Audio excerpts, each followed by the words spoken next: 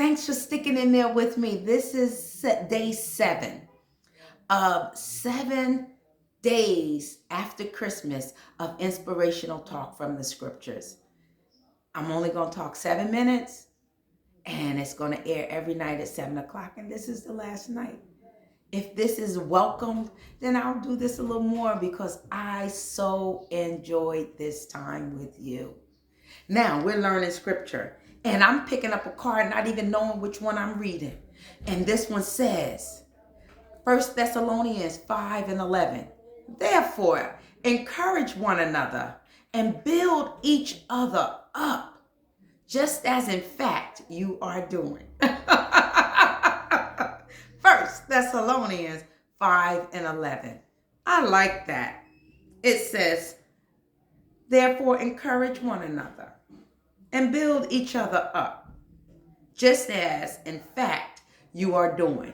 Now, this was referring to a group of folk who were all a part of the same church at the time, having the same goal in mind, purpose, where they are, ministering, and they are, encouraging one another. They're working together to spread the gospel of Jesus Christ, because Jesus was in that area taking over, and people were following him and wanted that word, that bread of life, because that's what he is.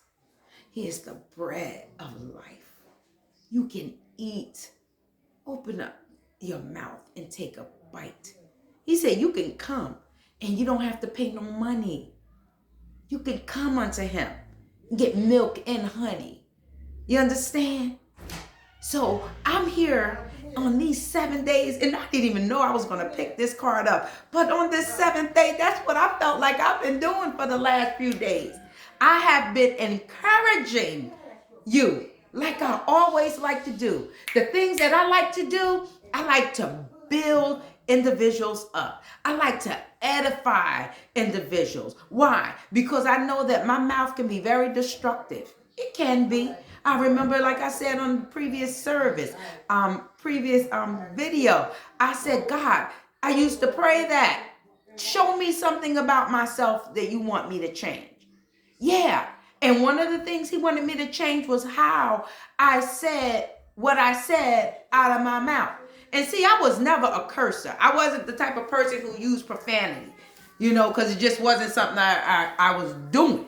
But I always had a sharp tongue. I always had the ability to say something very mean and nasty if somebody says something to me they should not have. I'm a correct that. But there's sometimes you need to change some things about yourself. Don't get me wrong, because I still will correct you, but I'm going to correct you in a very right kind of way.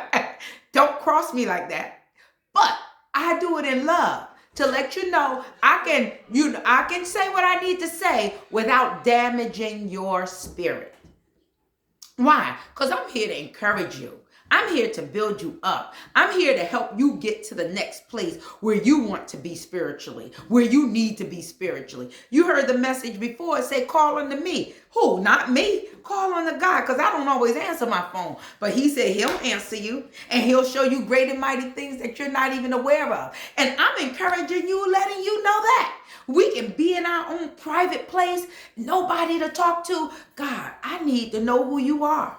I need direction. I need insight and understanding. I need some way, which way, how way, whole way, what way to go. All of the 5, what way to go, who to go to. He said, come unto me. He said, come unto me. He already answered that for you. Come unto me, and I will answer you. He said, call unto me. I'm encouraging you, and I will always encourage you. You want to know why? Because that's who I am. I'm an encourager. I'm going to always find the good in you. I'm going to always find something positive to praise. I'm going to always acknowledge the good. You want to know why? Because everybody else is going to acknowledge the bad. Everybody else is going to, try to dig your back in or kick it in or stab you in the back. I'm not here for that. I'm not here for that, because I'm here to encourage you. I remember once upon a time, God woke me up in the middle of the night, and he gave me Philemon He gave me Philemon. Oh gosh, well, I can't remember that. But it says, I have much delight in you because you encourage the brethren. That really mattered to me because it lets me know what God felt about me.